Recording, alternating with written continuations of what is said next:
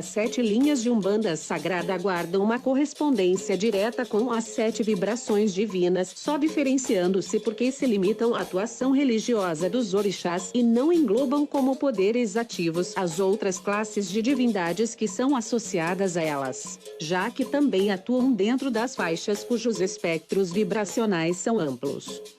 Se temos em uma vibração todas as classes de divindades, então, na sua faixa vibracional, atuam todas as que conhecemos, pois já foram descritas e cultuadas. E também atuam as que desconhecemos, porque nunca foram descritas e cultuadas, por enquanto.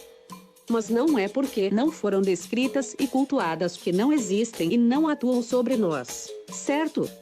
Desconhecermos um mistério não significa que ele não existe ou não nos influencia, e sim que ele atua sobre nós sem que saibamos que está atuando.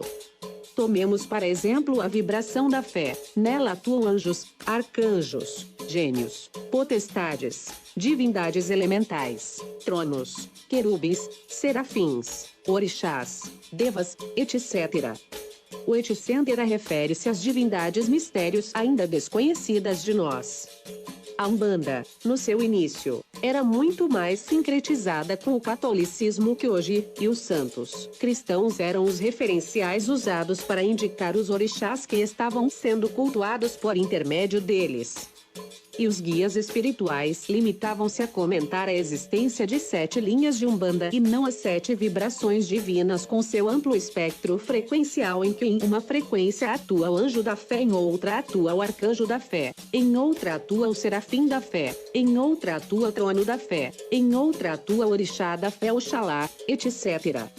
Muitos guias até se referiram às linhas dos orixás individualizando-os ou descrevendo-os como desconectados de todos os demais, totalmente autônomo mesmo. Para a época em que autores umbandistas começaram a publicar comentários sobre as 7 linhas, já era importante a simples revelação da existência delas. Isso por volta dos anos 30 e 40 do século XX. Grandes autores umbandistas de então descreveram essas 7 linhas como 7 orixás santos e encaixaram em sublinhas os guias que se manifestavam e se identificavam como manifestadores de um ou de outro deles. Isto não quer dizer que estavam errados, mas sim que a revelação das 7 linhas de Umbanda ainda era limitada e atendia às necessidades dos umbandistas daquela época. Grandes autores deixaram para a posteridade suas obras e muitos dos atuais autores umbandistas ainda se servem delas para comentarem as 7 linhas. Esses novos autores umbandistas não estão errados. Apenas limitância a comentá-las como aprenderam. Só isso, certo? Afinal, a eles não foi revelado que as 7 linhas são bipolarizadas e que são formadas por 14 orixás regentes das 7 irradiações religiosas da Umbanda, o seu setenário. Hoje sabemos muito mais que há 70, 60 ou 50 anos, e tudo vem assumindo uma lógica, uma verdadeira afeição teológica, racional e tipicamente umbandista, dando à nossa religião todo um manancial de revelações, de comentários e de informações sobre o universo divino que não existia no tempo dos antigos autores de Umbanda, obrigados então a buscarem informações complementares em autores de teosofia, de magia e de teologia pertencentes a outras doutrinas, religiões e filosofias.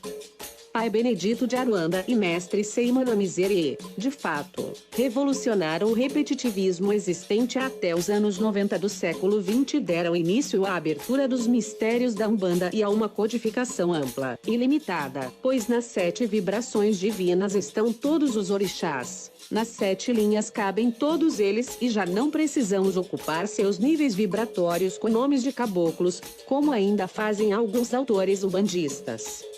Esperamos que novos autores umbandistas venham a aceitar e aderir à nossa codificação de 7 linhas bipolarizadas. Mas, para não darem aos seus leitores a fonte criadora dela, nós esperamos que não comecem a trocar o nome dos orixás que as pontificam e as regem, senão retrocederemos à época dos antigos autores, quando um trocava o nome de um orixá por outro e tanto apresentava sua codificação como a verdadeira e desclassificava a dos outros autores apresentando-as como falsas. Como registramos nos órgãos competentes a nossa codificação, não aceitaremos que aventureiros mudem os nomes dos orixás ali colocados por nós. Pois para 7 linhas de Umbanda bipolarizadas e subdivididas em 7 graus vibratórios positivos e 7 graus negativos, só existe uma codificação, a nossa. Quem quiser servir-se dela, basta solicitar ao nosso editor autorização que poderão usá-la. Mas, caso comecem a desvirtuar a nossa codificação das 7 linhas de Umbanda, aí serão convidados a prestar contas a quem de direito. A alerta sobre isso é porque se paga o preço da inovação nesse campo, sendo chamado taxado de tudo, menos de um renovador do conhecimento fundamental da Umbanda e o verdadeiro criador de uma teologia genuinamente umbandista, assim como do estudo regular teológico dentro da Umbanda.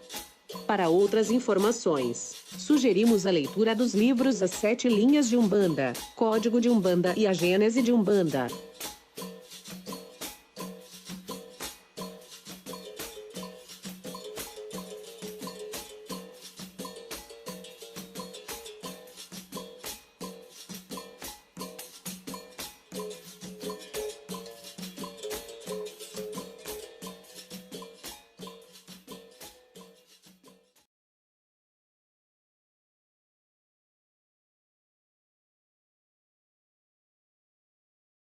Eu já sofri por amor e sei a dor que o amor pode causar e sei o quão imensa que é. É uma dor que parece que alguém está nos sufocando, perdemos o rumo e a vontade de viver. Por estarmos tão desesperados que acabamos caindo na lábia de charlatões. Quero te ajudar, excepcionalmente grátis. Faço amarração amorosa grátis.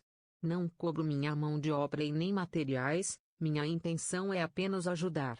Não é pegadinha e nem mentira. É grátis. Minha forma de trabalhar é a seguinte: te mando um curso de astrologia e cuidados emocionais pelo valor R$ 100 e os materiais e seu trabalho é feito gratuitamente. Esse valor cobrado pelo curso, parte dele é revertido em doações às instituições beneficentes. Meus orixás e eu queremos que os conhecimentos verdadeiros sejam repassados, uma vez que tem muitos charlatões por aí. Você terá um melhor entendimento sobre o mundo mediúnico e sobre a verdade sobre trabalhos espirituais. Além de todo o acompanhamento psicoterapêutico,